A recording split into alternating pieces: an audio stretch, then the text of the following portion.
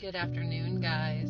So I'm here to remind you today that sometimes God will ask you things at the most inopportune times. And here's what I mean by that. I was really tired. I had had a really busy day. I'd done a lot of outdoor work. I was exhausted. And I was just starting to fall asleep when God decided to ask me a question. And I think he knew I was tired, and I think he knew I was in a vulnerable position and that I wouldn't ignore him, because he very quietly just asked me in my spirit, why is it you believe the enemy and his lies and not me and the truth that I speak over you? And it was enough to jar me awake in an instant. Because here's the reality of the fact. I know that this is not just something that I do. I know this is something we all do. I know it because we all act like it. So often, God will tell us something. He will give us a promise for the future. He will tell us what he's going to do. The Bible tells us, I will tell you the things that are to come. I will tell you the great and unsearchable things you don't know. I will tell you what's going to come in the future. But when he does, we don't want to believe him. When he does give us a big promise, it seems too great, too much, too enormous for us to accomplish. And so we shoot it down. We believe that it's not God, it's our own imagination, it's our own wants, our own desires. Even when we take it to God and he gives us confirmation that, nope, that's me, I'm telling you that. You're like, but how, God? I can't do that. No, you can't. You can't. That's the point. That's what makes it God. That's what makes him get the glory, is because you can't do it. And then the enemy comes in to steal, kill, and destroy. He is trying to steal your confidence in God. He is trying to steal your belief in God. He's trying to steal your faith in God, who said he's going to do it for you. And the enemy comes in and wants to show you all of the things in front of you to prove why you can't, to prove why God won't, to prove that it's not possible, to prove why you're not worthy.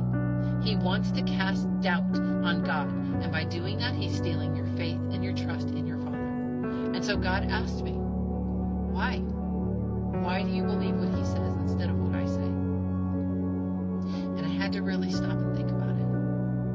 I had to really stop and think, is it that I doubt my Father? Is it that I doubt his goodness? Is it that I doubt that he wants to give me those things? Is it that I doubt that he loves me or finds me worthy of those things? No. It's because I'm afraid. It's because I'm afraid that if I trust him and it doesn't come through, then my God is fallible. When I know he's not. It's because it's so much easier to believe what the enemy says and not hope. It's so much easier to believe the bad things, the little things, the lies that the enemy tells you, because it requires nothing of you. It requires no faith. It requires no work. It requires no trust. It requires no waiting. All of the things of the enemy are what's easy to do. It's what our flesh naturally wants to do. And it's so easy to believe his lies. But it wasn't what we were called to.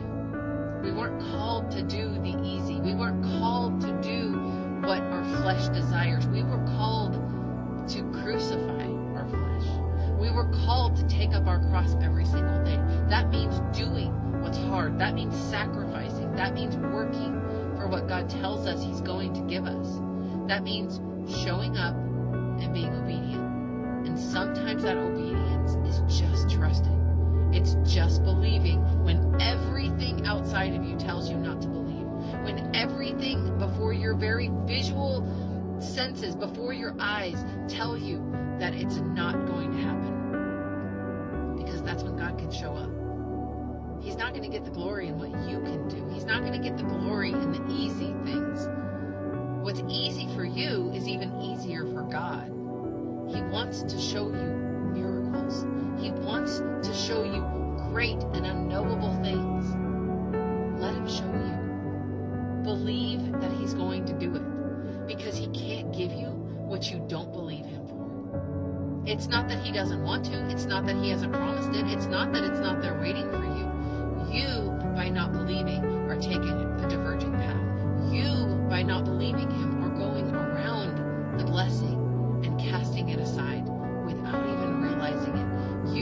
rejecting the blessing simply because you don't want to believe. The Bible tells us Jesus so often gave to people. New text message from. That's the third time this has happened, just within 15 minutes. And I never get text messages from anything that I announce. That's the enemy trying to stop this message.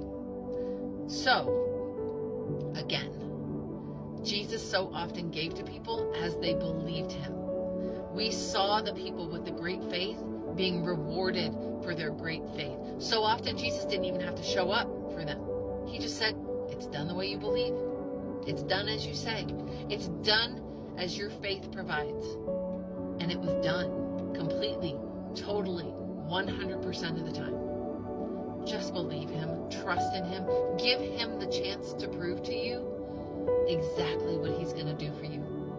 The greater your faith, the greater your reward. The bigger the promise, the more the enemy is going to come at you and tell you it's impossible. The more he's going to come fight you because he knows what will happen if you believe and you see it. Because you don't get to see it at first. But when you do see it, then other people will get to see it. And other people will believe. God doesn't just bless you. He blesses you to bless others. He blesses you to be a witness to him, to testify of his goodness. And then other people are going to find out, and the enemy's going to have to work that much harder for that many believers who have come to know God as their Father, provider, giver, blesser, the good Father that he is. Trust in God, you guys. He's got us.